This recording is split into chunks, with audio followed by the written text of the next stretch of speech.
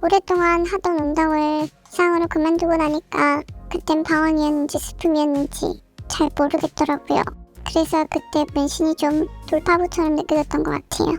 지금은 직업 때문에 계속 가려야 해서 볼 때마다 후회만 남아요.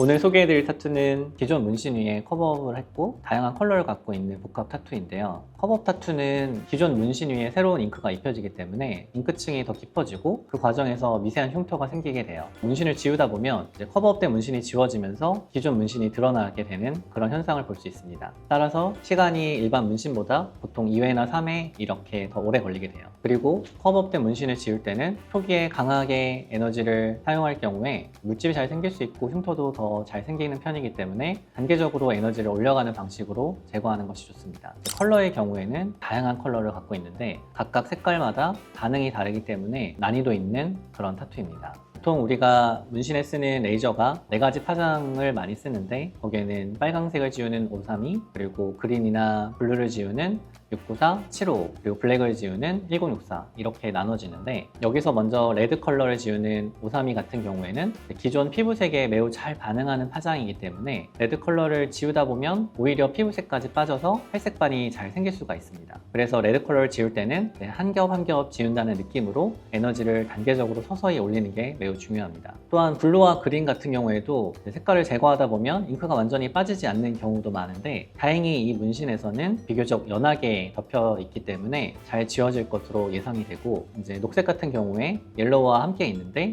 이 녹색을 지우면 옐로우 잉크는 분명히 드러나게 될 거고 이 옐로우 잉크는 비교적 제거가 어렵습니다. 왜냐하면 옐로우 잉크는 300에서 500나노미터 정도로 좁은 스펙트럼을 보이고 문제는 이런 파장을 가지고 있는 문신 제거 레이저가 존재하고 있지 않아서 그래서 쉽게 제거가 매우 어렵습니다. 보통은 가장 근접한 파장대인 532 파장을 쓰게 되는데 이 532 파장도 좀 많은 부분을 반사하기 때문에 완전히 지우지 못하는 경우도 많이 있습니다. 여기서 블랙 잉크는 그래도 비교적 제거가 쉬운 잉크지만 테두리 라인이 생각보다 좀 진하고 굵게 이루어져 있어서 시간은 좀 많이 걸릴 것으로 보이고, 그래서 제 전략은 이제 한 2, 3회차까지는 블랙 잉크의 농도를 최대한 낮추면서 에너지를 단계적으로 올리고 농도가 많이 낮아지면 그때는 강한 에너지를 써서 이제 입자를 최대한 빨리 파괴하는 방향으로 제거하고자 합니다. 실제로 이 문신 같은 경우에는 총 3회까지 진행을 했고 1회차, 2회차 전후 사진을 보면 녹색과 파란색 같은 경우에는 아까 말씀드린 대로 농도가 많이 연했기 때문에 쉽게 제거된 것을 볼 수 있고, 녹색은 제거되면서 이제 아래쪽에 노란색 잉크가 보이는 것을 볼 수 있습니다.